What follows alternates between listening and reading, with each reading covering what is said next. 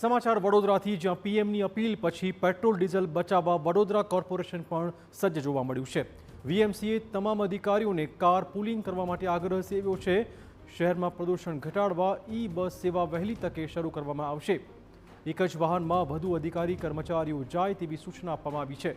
પર્યાવરણ જાળવવા આગામી સમયગાળામાં સીએનજી વાહનનો ઉપયોગ વધારવામાં આવશે। ઈ બસ માટે અદ્યતન ચાર્જિંગ સ્ટેશન પણ તૈયાર કરવાનું આયોજન ઘડી કરાયું છે। ઈંધણ બચત અને પર્યાવરણ સુરક્ષા માટે વડોદરા કોર્પોરેશને નવો સંકલ્પ લીધો છે। મિડલ ઇસ્ટના દેશોમાં ચાલતા આજે યુદ્ધની પરિસ્થિતિ છે, તેવાની વચ્ચે ક્રૂડ ઓઇલને લઈને જે પરિસ્થિતિઓ ઊભી થઈ છે, વડાપ્રધાન નરેન્દ્ર મોદી દ્વારા ગત સપ્તાહે સતત 2 વખત નાગરિકોને અપીલ કરવામાં આવી ઈંધણનો બચાવ માટે।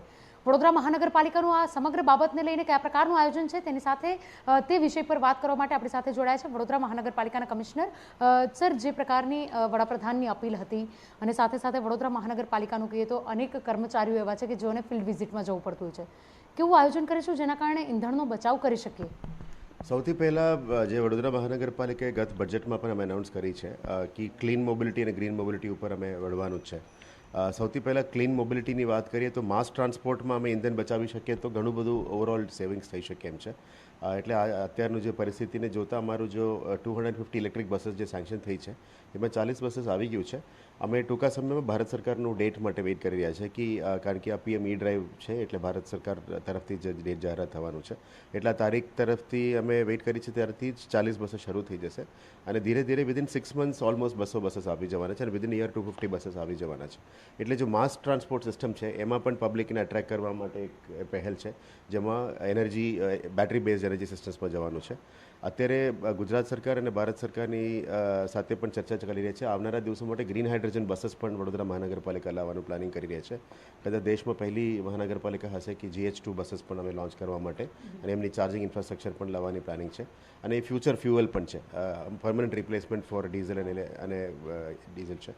ત્રીજો, અત્યારે જે ગાડીਆਂ છે એમાં પણ આપ જાણો છો કે મહાનગરપાલિકા પાસે ઓલમોસ્ટ 1000+ ગાડીઓ પોતાનું પછી કોન્ટ્રાક્ચ્યુઅલ પણ છે। એમાં કેવી રીતે બલ્ક ટ્રાન્સપોર્ટ ઓછું કરી શકે એના માટે કારપુલિંગ સિસ્ટમ પણ વિચારવા માટે અમે ટ્રાન્સપોર્ટ ડિપાર્ટમેન્ટને કીધું છે। અધિકારીઓ અને કર્મચારી એમની રીતે અત્યારે કારપુલિંગનું સિસ્ટમ પણ ટૂંકા સમયમાં પ્લાનિંગ કરીને શરૂ કરી રહ્યા છે। ફોર્થ, અત્યારે જે અમારા પાસે વડોદરા ગેસ લિમિટેડ જે આપણા સબસિડરી છે એમના પાસે પણ એક પ્રપોઝલ મળી છે કે એક્ઝિસ્ટિંગ તમામ ડીઝલ વ્હીકલ્સને ઓલમોસ્ટ 1500 વ્હીકલ્સ અમારા છે એ ડીઝલ વ્હીકલ્સને સીએનજીમાં કન્વર્ટ કરવા માટે પણ એમની પ્રપોઝલ આવી છે। સર, આજે સીએનજી પર વ્હીકલ ટ્રાન્સફર કરવા માટેનું જે પ્રપોઝલ આવી છે ત્યારબાદ લાગી રહ્યું છે કે સીએનજી પર વર્ક કરવું ઇઝીલી થશે, કારણ કે સીએનજીના કારણે ઘણી વખત જે ફાયરની ઘટનાઓ બનતી હોય છે સીએનજીમાં સૌથી હાઈએસ્ટ થતી હોય છે।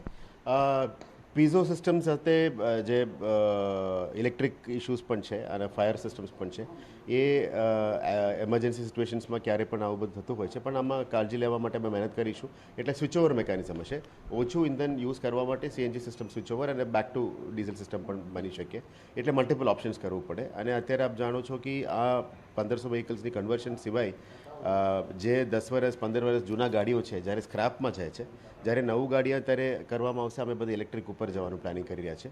એમાં ટોપથી લઈ છે નીચે સુધી ઇલેક્ટ્રિકમાં કન્વર્ટ કરીએ તો ઘણા બધા ઇંધણ બચાવી શકે એમ છે। અને ફિફ્થ પહેલ છે કે પહેલાં આપણા પાસે સિંગલ વર્કશોપ સિસ્ટમ અત્યારે ચાલી રહ્યા છે, ઘણું બધું ઇશ્યુઝ પણ છે। આ ઇશ્યુઝને સોર્ટ આઉટ કરવા માટે અમે 4 વ્હીકલ પોલ પણ કરી રહ્યા છે, એટલે ઓએમસી સાથે VGL સાથે પણ ચર્ચા ચાલી રહ્યા છે, એટલે 4 વ્હીકલ પોલ કરવા